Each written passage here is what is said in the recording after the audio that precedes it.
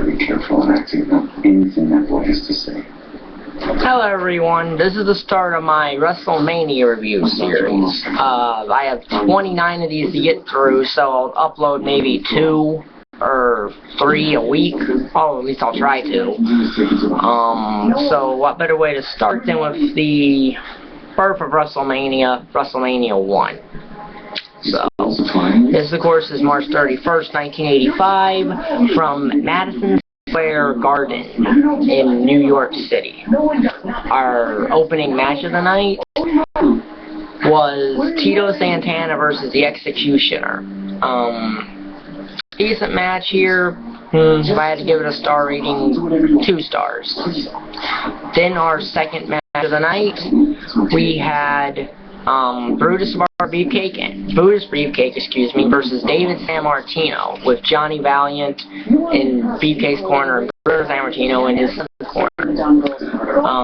I think this was probably made just as a way to get Bruno Sammartino in his event, but it ends in a double count out. It's a decent little match, 2-star match, but so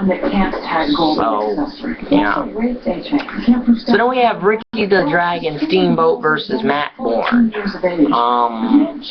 Decent little match, probably the best match on here in terms of a match quality standpoint. 3 stars. Steamboat won, as he should have. Of course, he'd have a more classic WrestleMania match 2 years later, and I'll get to that when I get to it. So then we have King Kong Bundy versus Special Delivery Jones in the shortest match in WrestleMania history at 9 seconds. Bundy won in 9 seconds, and you know they were building him up because you know he would be facing Hogan in the main event of WrestleMania 2, so they were starting to build him up here.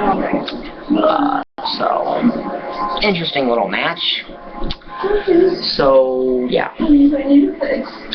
Then, you know, it's the Tag Team Championship match. The U.S. Express, Barry Windham and Mike Rotunda, with Captain Albano facing the Iron Sheik and Nikolai Volkoff, who are accompanied and managed by Classy Freddie Blassie. Good tag team match here, and Sheik and Volkoff probably one of the best heel tag teams the business ever had. I was focused on my career as an actor, but I interesting match here. Finish, of course, on the Freddie Blassie, cracks Rotunda in the back of the head with and I think his cane. Volkoff pins, gets the win, and they win the tag team titles. 2.5 stars here. So, I think that's what life is about. Next, we have Greg the Hammer Valentine versus the Junkyard Dog. Intercontinental Championships on the line.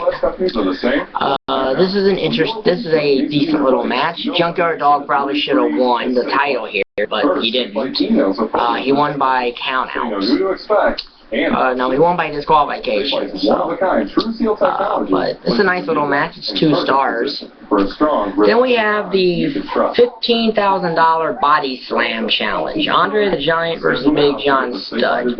Big John Studd was the first person you believed could actually beat Andre the Giant, and as such, you had the stipulations here that if Andre failed to slam Studd, then he would retire, whereas if Andre slammed Studd, he'd win $15,000. You weren't going to get a technical masterpiece out of these two, and it wasn't. It was a basic big man match, but Andre won with a body slam in about 6 minutes, so it did what it accomplished.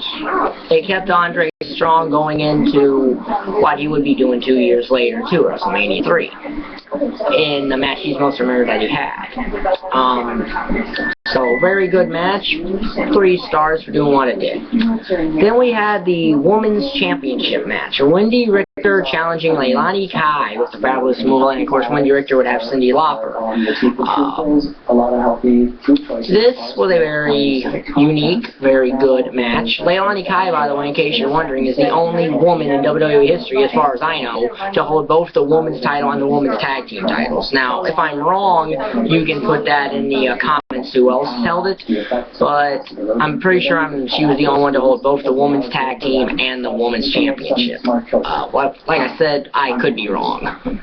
But this is a good match. Wendi Richter won. And Cyndi Lauper, you know, having her there, coming off the Success of Girls Just Want to Have Fun video, which had Captain Albano in it, was a smart move, especially since you had the Rock and Wrestling Connection at this time going on, so it was smart to have Cyndi Lauper here. Cyndi Lauper should probably be inducted to the Celebrity Wing of the WWE Hall of Fame one day, but that's an opinion, although, yeah, the 2014 Celebrity inductee, in my opinion, should be Andy Kaufman, but that's just my opinion on that. So then we get the main, and Wendi Richter, Leilani Kai, 2.5 stars. Slightly above average, but then again, a 1980s woman match is better than the majority of Divas matches. Especially with the WWE Network now, since I'm going back and watching a lot of older shows. A lot of matches that are average by that standard are much better than most of the wrestling I see today. But again, I'm an older fan, so So then we get the main event. Hulk Hogan and Mr. T with Jimmy Snuka versus Roddy Piper and Mr. Wonderful Paul Orndorff with Cowboy Bob Orton. Now Muhammad Ali was supposed to be the guest in-ring official, but they didn't think they could trust him in that to be the official in the ring, so they made him the outside official, Pat Patterson the inside official. You had Liberace was the guest timekeeper here. Yeah, Liberace. That was interesting. He did a can count, the Radio City Rockettes, before he went to ringside. And he had a little bell thing that he rung. And your guest ring announcer was one of the New York baseball team's manager, Billy Martin. And Mr. T was the right person to have here because the A-Team was one of the biggest things going in 1985, and Mr. T was a breakout star of the A-Team, so it made a lot of sense for him to be in this match. But you also had to protect him because he wasn't a trained wrestler. But nice little match for the first main event of WrestleMania. It does what it accomplishes. So, as a wrestling match, it's not that great, but this WrestleMania wasn't about that. The first couple WrestleManias were about setting the spectacle for WrestleMania. So, even though the star rating may not, for a WrestleMania review series, the star rating is not going to necessarily match the show rating, because I give WrestleMania more leeway, so normally the star rating would match the show rating. WrestleMania is at least the first couple at once, because the wrestling quality wasn't good at the first two WrestleManias because it was still new and trying to establish itself. But this is a 3-star match, so yeah. And Hogan and Mr. T won, as they probably should have, with Paul Orndorff taking the fall. Now, I would say that probably Hogan should have pinned Piper. I don't think it would have hurt, but that's just my opinion. The star rating probably, when I figure it up, won't add to this, but WrestleMania did what it did. The first WrestleMania did what it needed to do. It set the it set up what WrestleMania would become, the mixture of Hollywood and WWE. Now, was it basically Starrcade? Was it basically the idea of Starrcade? Yeah, minus celebrity involvement. And since I'm here, since I'm on here, in December I'll be giving you a Starrcade review where I'll watch every Starrcade from 1983 to 2000 and give you a review of them. I'll be doing that for the WWE Network. Which, while it has its problems, it's still worth the $9.99 a month that you're paying for, especially if you're an older fan with the video library. So, even though the star rating may not represent it, I give this show an A+ for doing what WrestleMania had to do. So, now, from WrestleMania 3 onwards, the show rating will probably starting WrestleMania 2 onward, the star rating will reflect the show rating, but at least for this one, it's not.